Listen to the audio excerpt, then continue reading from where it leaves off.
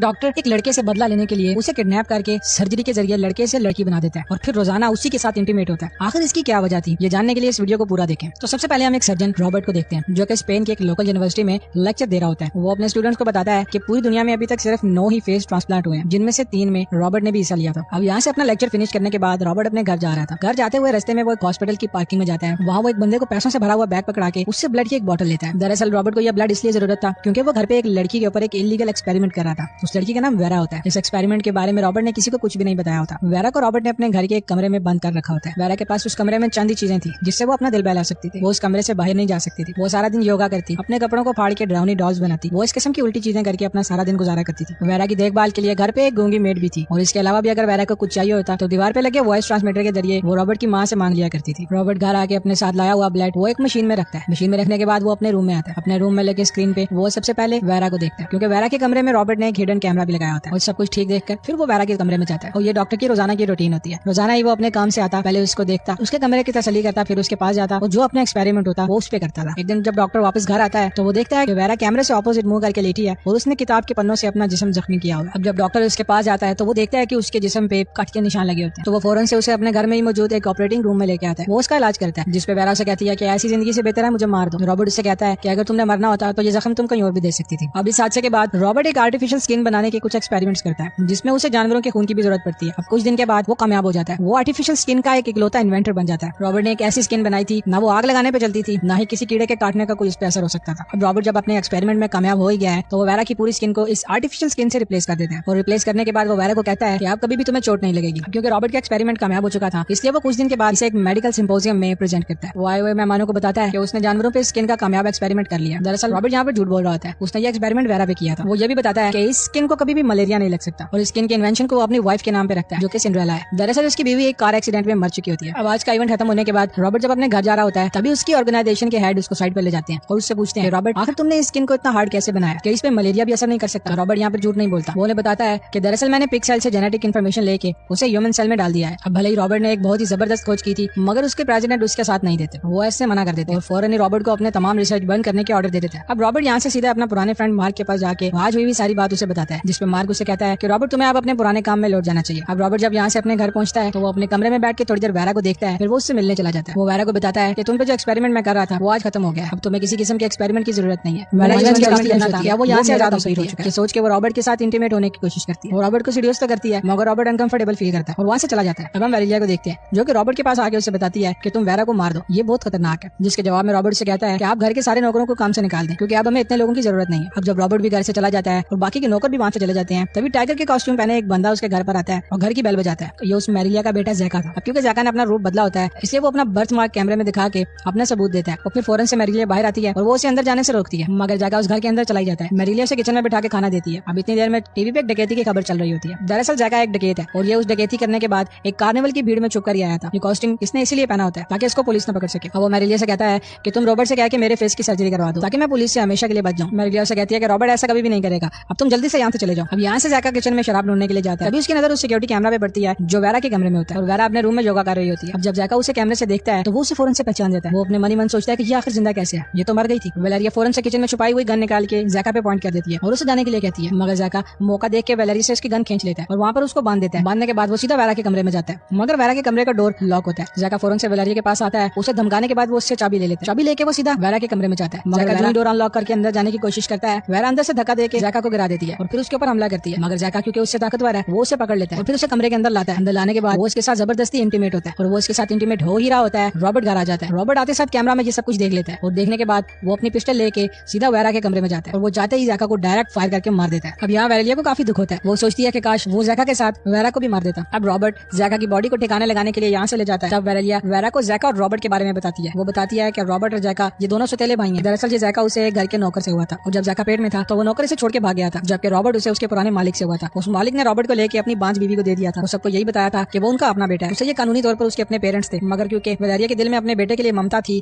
इसलिए रॉबर्ट को ये खुद ही पालती है। तो आगे से वेरा उसे पूछती है कि जैका को ऐसा क्यों लगा था कि वो मुझे जानता है, जिसके जवाब में वेलेरिया से बताती है कि तुम रॉबर्ट की वाइफ सिंड्रेला जैसी लगती हो जिसकी मौत एक कार हादसे में हो गई थी। साथ में वो वेरा को ये भी बताती है कि जैका की परवरिश सड़कों पे हुई थी, वो अपनी माँ से दूर पला बढ़ा है इसीलिए वो बिगड़ गया है। एक दिन वो पुलिस से छुपने के लिए भागता हुआ मेरे घर आया और मुझसे मदद मांगने लगा और तभी उसने रॉबर्ट की वाइफ सिंड्रेला को देख लिया और यहाँ इन दोनों को पहली नजर में ही एक दूसरे से प्यार हो गया। गया था और कुछ दिन के बाद वो दोनों घर से भाग गए थे, मगर बदकिस्मती से रास्ते में उनकी गाड़ी का एक्सीडेंट हो गया था, जिसमें जैका तो बच जाता है मगर सिंड्रेला का चेहरा बुरी तरह जल जाता है। तभी रॉबर्ट अपनी वाइफ सिंड्रेला को किसी तरह घर उठाकर ले आता है और लाने के बाद घर के सारे शीशे उठा के बाहर फेंक देता है ताकि सिंड्रेला अपना चेहरा ना देख सके। और एक दिन सिंड्रेला की बेटी बाहर बैठी लॉन में गाना गा रही थी। तभी सिंड्रेला अपने बेड से उठ के जब खिड़की की तरफ जाती है, शीशे में वो अपना अक्स देखती है, वो खुद को देख के चिल्लाती है क्योंकि उसका चेहरा इस कदर खौफनाक हो गया था और वो फौरन से उसी खिड़की से कूद के अपनी जान दे देती है। और बाहर बैठी उसकी बेटी जब ये सब देखती है तो वो उस दिन सदमे में चली जाती है। अब जब वलेरिया वेरा को ये सब कुछ बता रही होती है तभी रॉबर्ट जैका की बॉडी को दफना के वापस घर आ जाता है। अब घर आने के बाद वो वेरा की पुरानी ऑफर को आज कबूल कर लेता है और आज रात वेरा को अपने साथ इंटीमेट होने के लिए बुलाता है। वो रात को इंटीमेट होने के बाद सो ही रहा होता है कि रात में वो एक ख्वाब देखता है और अपने ख्वाब में वो 6 साल पहले हुआ एक दर्दनाक वाकया देखता है जब रॉबर्ट ने अपनी बेटी नॉर्मा के साथ एक शादी अटेंड की थी ताकि नॉर्मा अपनी सोशल लाइफ में वापस आ सके और अपनी माँ की मौत के बाद जो सदमा उसे लगा है वो उससे बाहर आ सके। अब उसी पार्टी के बीच में रॉबर्ट नोट करता है कि नॉर्मा उसको कहीं नजर नहीं आ रही है। वो अपनी बेटी को ढूंढता ढूंढता उसके पीछे जाता है और गार्डन में जाने पे वो एक बाइकर को देखता है जो कि काफी तेजी से उसी के सामने से गुजर जाता है और बाइकर के गुजरने के बाद वो कुछ आगे जाके देखता है तो उसे नॉर्मा का जूता और उसका कोट गिरा मिलता है और थोड़ा ही आगे जाने पे उसे नॉर्मा नीचे गिरी पड़ी मिलती है जिसके कपड़े भी खराब होते हैं। रॉबर्ट यहाँ देखकर समझ जाता है कि उस बाइकर ने नॉर्मा के साथ क्या किया था। अब जो ही नॉर्मा को होश आता है वो अपने फादर को वही अटैकर समझ के जोर जोर से चिल्लाने लगती है। वो उनसे काफी खौफजदा होती है। अब हम यहाँ से प्रेजेंट में आ जाते हैं। यहाँ पर वेरा भी एक ड्रीम देखती है। वो देखती है कि विंसेंट नाम का एक यंग लड़का अपनी माँ के साथ एक बुटीक पे काम कर रहा है और वो रात में एक पार्टी अटेंड करता है। उस पार्टी में विंसेंट के नॉर्मा की मुलाकात होती है। उस मुलाकात में विंसेंट नॉर्मा के साथ फ्लर्ट करता है। वो उसे अपने साथ बाहर गार्डन में ले जाता है। गार्डन में जाने के बाद नॉर्मा को गर्मी लगना शुरू हो जाती है। नॉर्मा उस गर्मी की वजह से अपना कोट और अपने जूते उतार देती है मगर विंसेंट उसे एक सिग्नल समझता है कि शायद नॉर्मा उसके साथ इंटीमेट होना चाह रही है और वो नॉर्मा को किस करता करता एक दरख्त के नीचे ले जाता है और वो उसके साथ और भी क्लोज आने लगता है। शुरू में तो नॉर्मा रिएक्ट नहीं करती पर धीरे धीरे जब नॉर्मा को फील होता है कि बात बढ़ गई है तो वो रेजिस्ट करती है और वो चीखना शुरू हो जाती है। तभी विंसेंट उसके मुंह पे हाथ रख देता है। तभी नॉर्मा विंसेंट के हाथ पे काट लेती है और विंसेंट यहाँ उसको जोर जोर से थप्पड़ मारने लग जाता है। इसमें नॉर्मा बेहोश हो जाती है और विंसेंट फौरन से यहाँ से भाग जाता है और उसके भागते हुए रॉबर्ट ने जब उसे देखा था तब उसके बाइक की नंबर प्लेट रॉबर्ट ने देख ली होती है। अब यहाँ से सीन शिफ्ट होता है और कुछ दिन के बाद विंसेंट जब अपने बाइक पर कहीं जा रहा होता है तो रॉबर्ट उसे अपनी कार से हिट करके वहाँ से रोड पे गिरा देता है। रॉबर्ट फौरन से उस पर एक बेहोशी का इंजेक्शन शूट करता है जिससे विंसेंट वहीं पे बेहोश हो जाता है और रॉबर्ट उसे उठा के अपने साथ ले जाता है। वो उसे अपने घर के एक पुराने गैराज में बंद कर देता है और यहाँ पे विंसेंट जब भी चिल्लाता था तो रॉबर्ट उस पर ठंडा पानी डाल के उसे टॉर्चर करता था। वो उसे खाने में सिर्फ चावल और पानी देता था। वहीं हम विंसेंट की माँ को देखते हैं जो पुलिस ऑफिसर के पास जाके उससे अपने बेटे के बारे में पूछती है जिसपे वो पुलिस ऑफिसर उसे बताता है कि आपके बेटे की बाइक पहाड़ की चोटी से मिली है। इसका मतलब ये है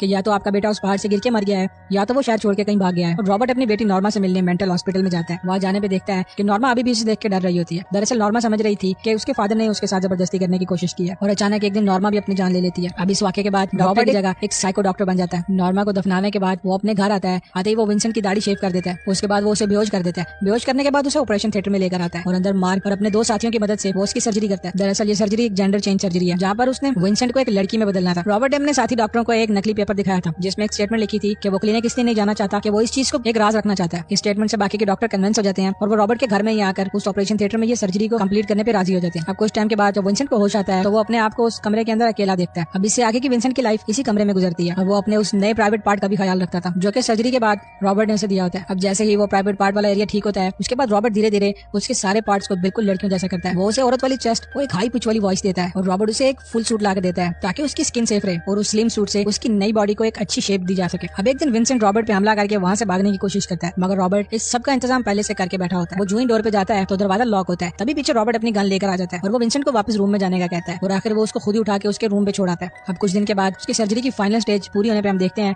कि रॉबर्ट ने उसे अपनी वाइफ सिंड्रेला की शक्ल दी होती है और वो उसका नाम वेरा रखता है। स्टार्ट में तो वेरा रॉबर्ट की दी हुई हर चीज को खराब करती थी। वो मेकअप को दीवारों पे लगा के जाया करती थी और रॉबर्ट के दिए हुए सारे कपड़ों को फाड़ के वो उससे डरावनी डॉल्स बनाया करती थी और अपने आईलाइनर से वो दीवारों पे अपने साथ हुए इस वाकये के बारे में लिखा करती थी और उसके पास अपनी एंटरटेनमेंट के लिए सिर्फ एक ही टीवी होता था जिससे वो अपना वक्त गुजारती थी। और कुछ दिन के बाद रॉबर्ट अपनी माँ वेलेरिया को इस घर में बुलाता है ताकि वेरा की देखभाल की जिम्मेदारी भी पूरी हो जाए। अब यहाँ से स्टोरी प्रेजेंट में आती है जहाँ पर रॉबर्ट और वेरा काफी खुशी खुशी अपनी जिंदगी गुजार रहे होते हैं। अब एक दिन वेरा वेलेरिया के साथ मार्केट जाती है। तभी रॉबर्ट का दोस्त मार्क उससे मिलने आता है। वो उसे न्यूज़पेपर दिखाता है जिसपे मिसिंग पर्सन के बारे में लिखा होता है। वही एक पिक्चर विंसेंट की भी होती है। अब क्योंकि उस सर्जरी में मार्क भी था तो वो विंसेंट को पहचान जाता है और यहाँ पर आने के बाद वो रॉबर्ट से पूछता है कि आखिर तुमने मेरे से झूठ क्यों बोला था। तभी रॉबर्ट अपने ड्रॉर से गन निकाल के मार्क को धमकाने लगता है मगर इतने में पीछे से वेरा आ जाती है जिससे इनकी बातचीत रुक जाती है और वेरा मार्क से कहती है कि उसने इस ऑपरेशन के लिए अपनी पूरी इजाजत दी थी। ये सुनने के बाद मार्क कुछ सैटिस्फाई होता है और वो यहाँ से चला जाता है। अब शाम में फिर से रॉबर्ट और वेरा इंटीमेट होते हैं और इंटीमेट के दौरान वेरा को जैका के अटैक की वजह से पेन हो रहा होता है और वो कुछ लेने के लिए नीचे आती है और इसी मौके का फायदा उठाते हुए वो रॉबर्ट की पिस्टल भी अपने साथ रख लेती है और रूम में आने के बाद वो रॉबर्ट से कहती है कि तुमने मेरी पूरी जिंदगी बर्बाद कर दी है। ये कहते ही वो उसके सीने पे फायर कर देती है। नीचे वेलेरिया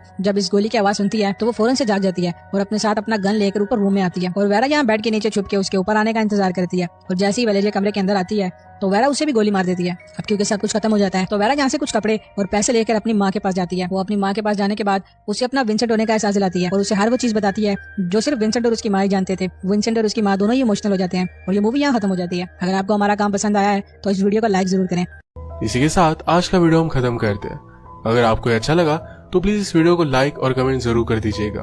मैं बहुत सारी मूवीज लेकर आता रहता हूँ तो प्लीज इस चैनल को सब्सक्राइब कर दीजिए और बेल नोटिफिकेशन आइकॉन दबाना मत भूलिएगा।